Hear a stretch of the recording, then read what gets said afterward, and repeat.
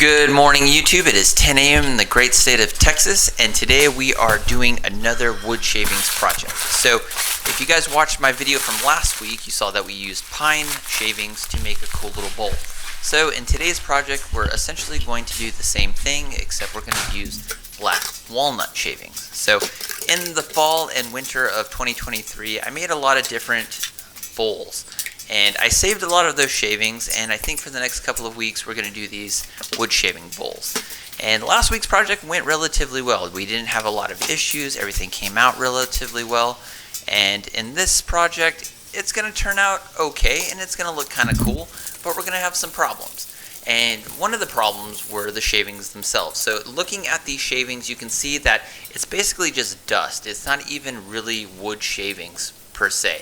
I would say that 60 to 70% of these actual mixtures here is just dust from that black walnut bowl, which I'm already concerned about, because the shavings, if they're not thick and you're just putting in mostly dust, it's like mixing sand and epoxy together.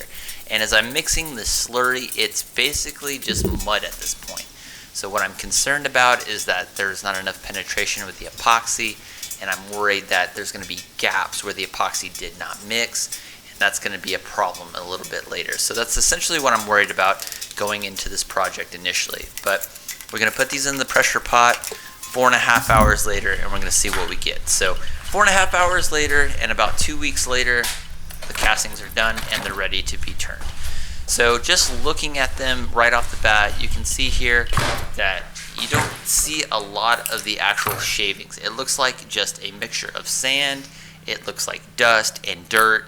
And I'm thinking, okay, this might be an issue. So you can kind of see where all the shavings just kind of settled down on the bottom of the actual project itself. There's already a lot of divots and a lot of gaps. So I'm thinking, you know what, if some of this epoxy did not mix well with the rest of the blank, that's going to be a real issue.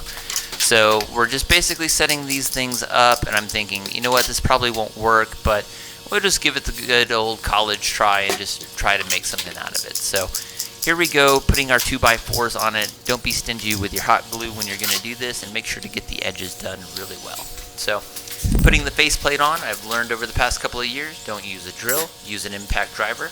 That seems to be working a lot better than what we've been doing in the past.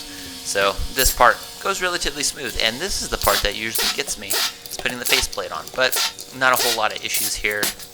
And then we'll just go ahead, throw it onto the lathe, and we'll see what we'll kind of get out of it. So here we go. This is where the adventure really begins. So once we started working on the actual blank itself, you can see that it's really centered really well. Not a lot of wobble, and we start using the large carbide tool just to see what we kind of get. And you can see there by the, where the head, where the tailstock is, we're already getting good shavings where my hands are. Everything's, spider webbing out, and I'm thinking, okay, cool. Not a whole lot of issues, but from the, there we go. Here's problem number one. So we got a little bit of chip out, and I think that was mostly user error, where I might have gotten a little too aggressive or hit a pocket where the epoxy didn't set up too well, and I'm already getting some chatter, and I'm getting this tear out, and I'm going, okay, this could be a problem if the epoxy did not set up in all of those nooks and crannies. So keep on going, work the problem, slow down, and just take our time was the key to this portion of it, because I really thought I wasn't going to have a lot of material to work with, and that this was just going to be how the project would go the rest of the project. But we ended up getting that large portion where it cut out, turned down, and everything goes relatively smooth. So at this point, there are a little bit of divots, but not, nothing that we can't recover from. So you can see there, small little craters, but I'm going, okay, not a big problem. We got everything into a nice cylindrical shape. And you can see there where the shavings, those little specks of dust and dirt are in the shaving. So I'm thinking, okay, the epoxy set up relatively well. Once we get into a nice cylindrical shape like this, we shouldn't, in theory, have any more problems. So made the mortise, that went pretty smooth, sized everything up, and we're just trying to get everything down to a nice smooth consistency. And then bam, we're just taking off the faceplate. And usually I work down that piece of 2x4 on the lathe, but there was a small little gap where I could see I could fit in a chisel. So I just go ahead and get that in there and then just pop that right off instead of working it off on the lathe. and that saves us some time, so not a whole lot of issues there.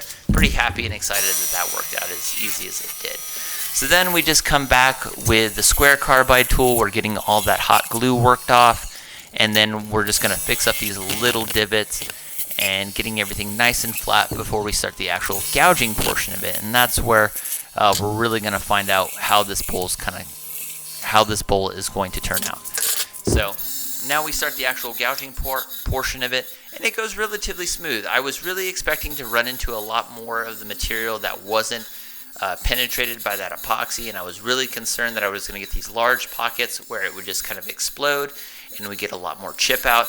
But I was lucky on this one to where that didn't happen. So you could see the little speckles of the actual shavings in there themselves, and the shavings look really nice. When you get nice shavings like that and it kind of spider webs and you get these nice ribbons, you know that the epoxy's set up pretty well.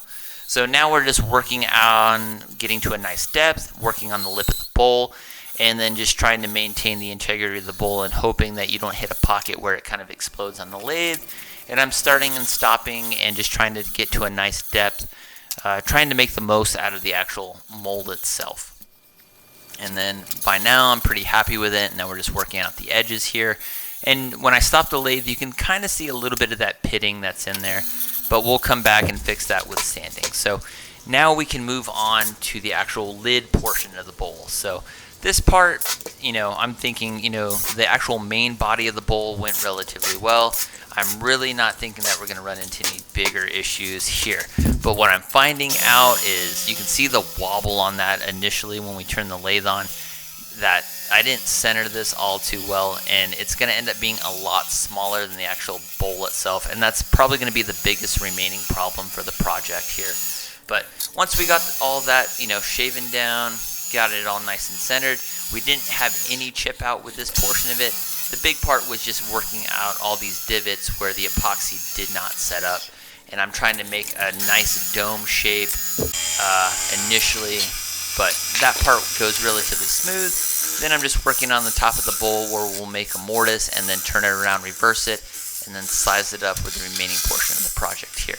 But overall, pretty good. Still some divots, but sanding is going to go ahead and fix that. So then we just come back here, and I get a little bit of chip out, which kind of like pisses me off a little bit, but not enough to where I'm stabbing at the actual epoxy. That'll come a little bit later, unfortunately, and that seems to be something that always happens. But setting up where the mortise is going to sit, and then we're just going to go ahead and reverse it, and then hopefully finish up this project here. So sized it up real nice and neat.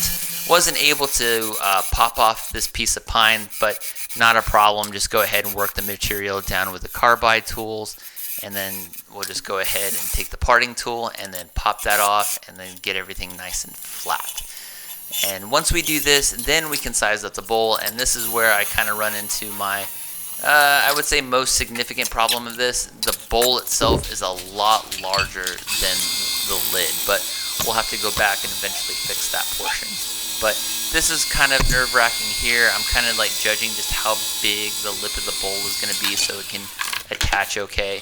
And I already made it way too big, so I'm going, son of a bitch, I'll have to come back and fix that problem. So here we go, making the mortise once I got the lip of the bowl kind of where we wanted it to be. And it kind of snapped back at me a little bit, and it kind of caught me off guard. That's what happened there. Got a little bit of chip out, but I'm going, okay, whatever, I can fix this. And then we'll just come back, work off the material, and then just make a mortise so we can go ahead and flip it.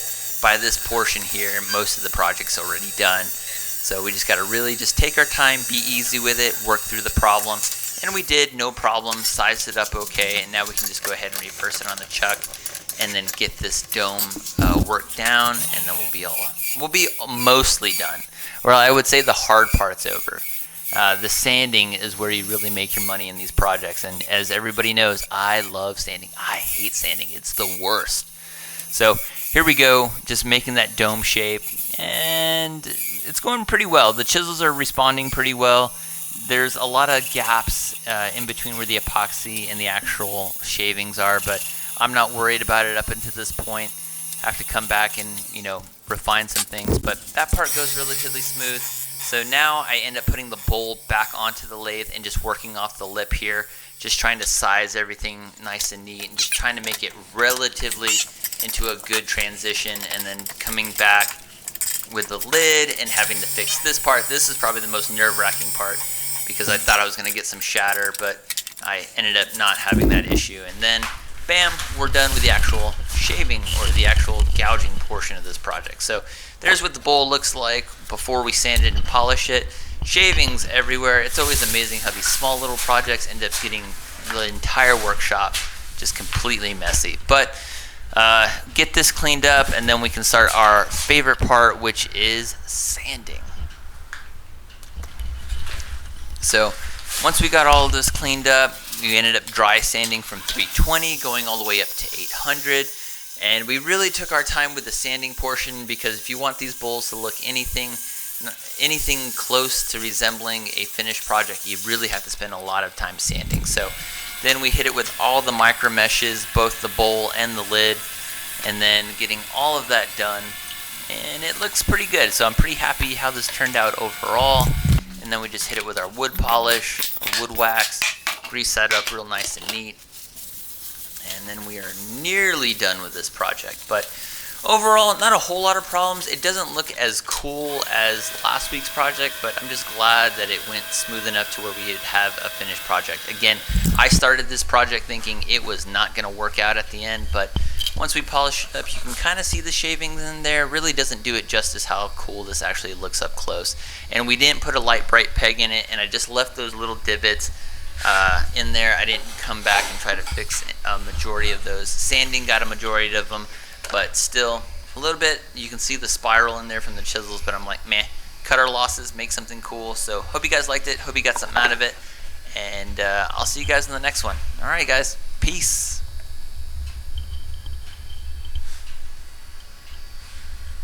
All right, so project is done. Let me stabilize the camera here.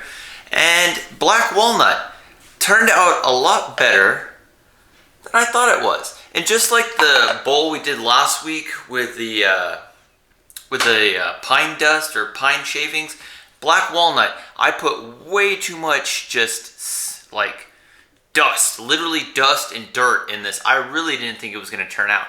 And again, I didn't put the light bright peg in there because I didn't want to take away from the whole aesthetic. And it's hard to see on camera, but it looks really cool. You can see the clarity, you can see all the little specks of everything in there.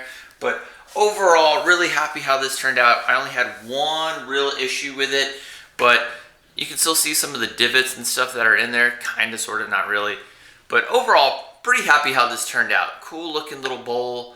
Getting better about making these lids. The transition from the top to the bottom obviously had a little bit of an issue with that, but overall pretty happy how it turned out. So it's getting hot here in Texas. It's like 81 degrees and it's like not even, it's just barely 7 o'clock in the morning. So hope you guys liked it. Hope you got something out of it. Surprisingly went well in spite of me thinking it was gonna just be dust everywhere. So I got a couple of more shaving bowls that we're gonna do and still doing pins on Thursday. So hope you guys liked it and I'll see you guys in the next one. All right, peace.